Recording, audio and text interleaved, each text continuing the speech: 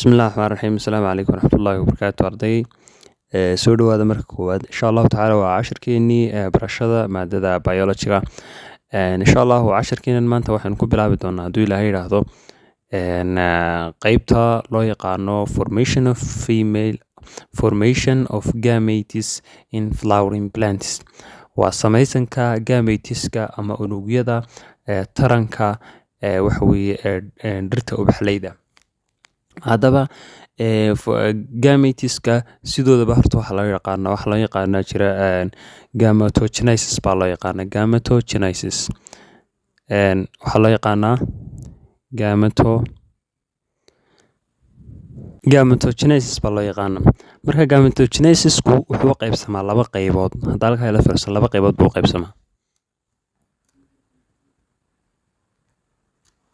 labada qaybood u qaybsamaa waxa weeye waa pollen grain iyo x ayuu u qaybsamaa markaas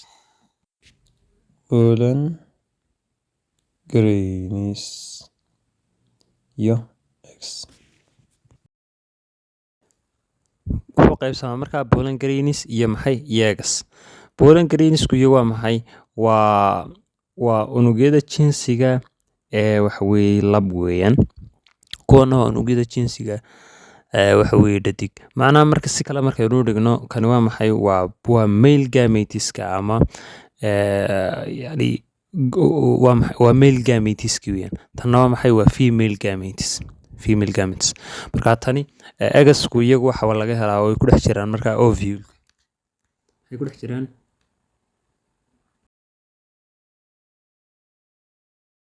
iyagoo egasku markaa ovuleska ku dhex jiraan marka waxaynu ku horeyn doonaa qeybtan ugu horeysa oo pollen grainka ayaynu ku horeyn doonaa insha allahu tacaala qeybtan baynu ku horeyn doonaa waynu ku bilaabi doonaa qeybtaasaynu ku horeysiin doonaa marka pollen grainka marka waa tan qeybtan baynu ugu horeyn doonaa haddaba waxaynu ku horeyn doonaa bal markaa formation of pollen grainska qaabka u samaysmaan pollen grainsku markaa waxaa lagu yiri the formation of pollen grainsku takes place waxay ka dhex dhacdaa inta stamen maxay ka dhex dhacdaa markaa stamenkay ka dhex dhacdaa stamenku waxa weeye waa qaybta lab ee ubaxa markaas qaybta laba ubaxa waxay kasii dhex dhacdaa markaa qaybta loo yaqaano ansarka markaa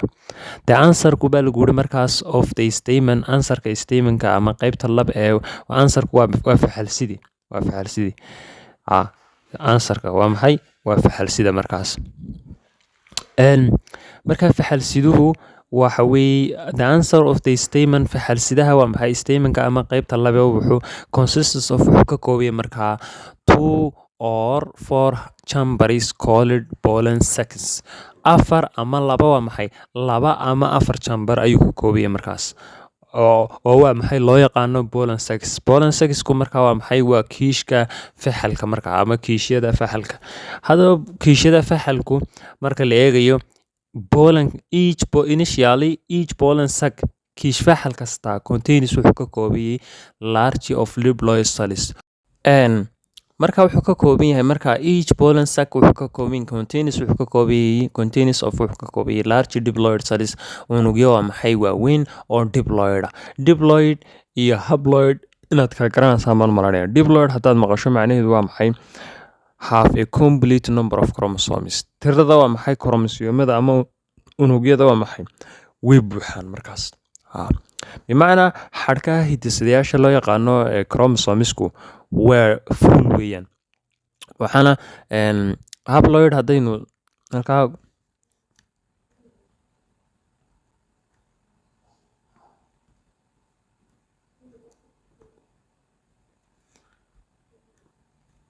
haploidku markaa isaga waxaa calaamadoo loogu calaamadiyaa 2n waxaa loogu calaamadiyaa markaa 2n macnaha 2n waxaa looga jeedaa markaas waa maxay waxaweye waa dhammaystiran yahay oo waxaweye waa complete weeyaan haddii laakiin diploid uu noqdo n keliya lagu calaamadiyaa markaas macnaha oo waa unug dhiman markaas waa maxay haddii laakiin waa maxay uu noqdo diploid hadduu noqdo waa maxay waa n calaamada m baa lagu calaamadaya markaas waxaa m baa iyada calaamada marka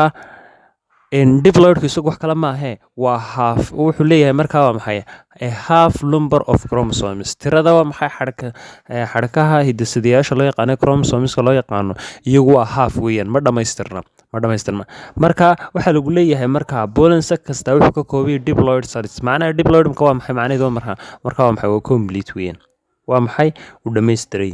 hadda halkaa mila fahantay okay oo loo yaqaano markaa color loo yaqaano waa maxay pollen mother cells waa maxay wax kala maahe waa maxay waa diploid cells waa maxay dhammaystiran oo waa maxay uu ka kooban yahay maxay pollen sac uu ka kooban yahay markaa pollen sac marka each mother cell kastaana divides wuu qaybsamaa waxaanu ku qaybsamaa by meiosis habka loo yaqaano qaybsanka loo yaqaano maxay meiosiska unuga marka la qaybinayo ama cell divisionka marka la qaybinayo laba loo kala qaybin jiray meiosis iyo maxay iyo mitosis meiosisku wuxuu ka dhex dhacaa maxay sex cellska unugyada jinsiga oo waa kan imika hadda uu ku dhacaya markaas mitosiskuna wuxuu ka dhacaa waa maxay wuxuu ka dhacaa markaa cellska unugyada jirka markaa body cellska unugyada jirka ayuu ka dhacaa markaas wuxuu soo saaraa markaa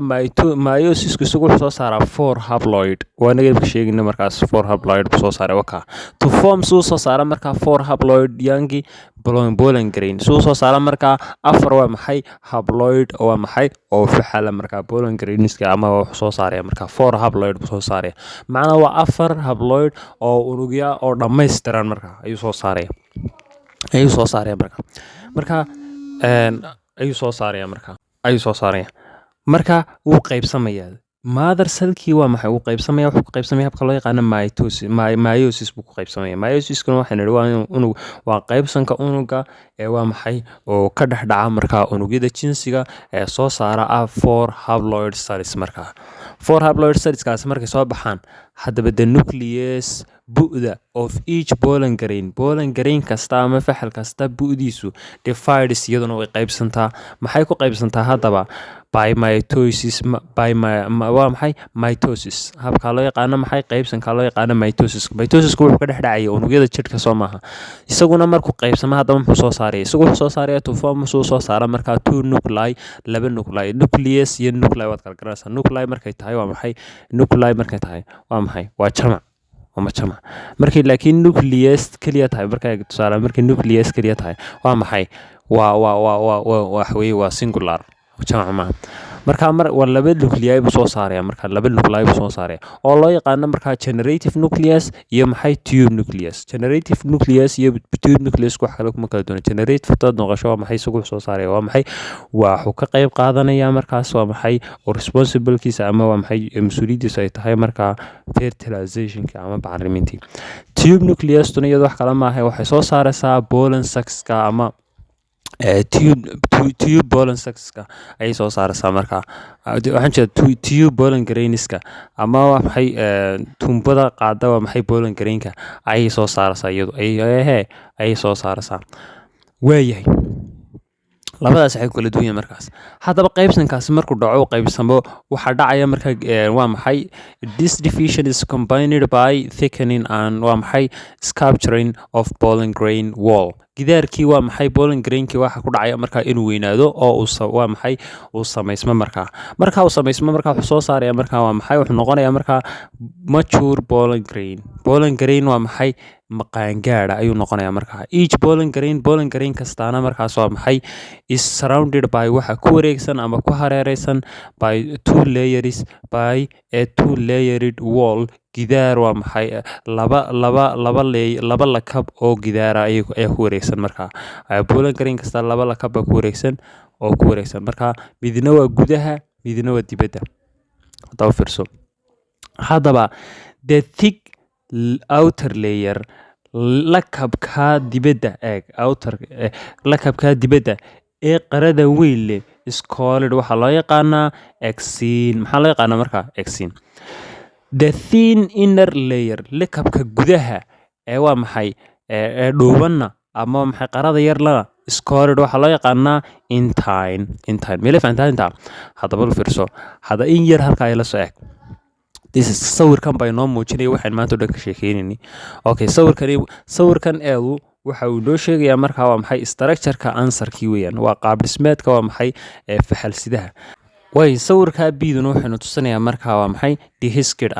answer-kii waa maxay markaa qarxay ama waa maxay ama furmay oo waxa weeye kala furmay markaas oo go'ay markaa. waayahay kan saddexaadna wuxuu tusayaa markaa development of Bowling Green ku qaabku waa maxay u samaysmo oo wax way ku yimaado markaa oo ku tarma markaas oo ku bato markaa oo development ku sameeyo. haddaba bal u fiirso Bowling Green-ka waxaan nidhi marka aynu soo qaadnay waxa way Bowling Green kasta wuxuu sameynayay baan nidhi uu ka kooban yahay markaa waxa loo yaqaano markaas waa maxay mother cell kasta markaa wuxuu soo saaraa 4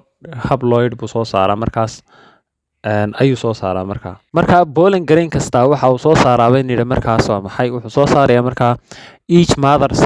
cell kasta waxay soo saaraysaa 4 waa maxay each mother cell kasta wuxuu soo saarayay wuxuu qaybsanayaa maxay markaa meiosis baa ku dhacayo 4 haploid buu soo saarayay. bal u fiirso iminka meiosis markuu ku dhaco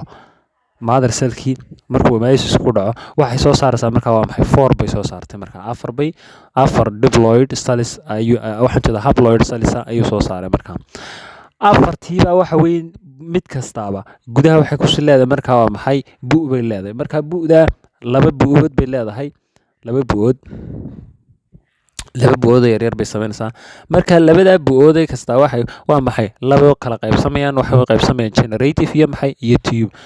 marka midna waxay noqonaysaa maxay generative midna waxay tube bay noqonaysaa marka waa kan u fiirso sculptured baa ku dhacaya waa maxay Bowling Green baa ku dhacaya waxa way gidaarkii waa maxay markaas waa maxay uu sameysmaya waa ka sameysmay marka each nucleus kasta waa maxay waxaan jeedaa each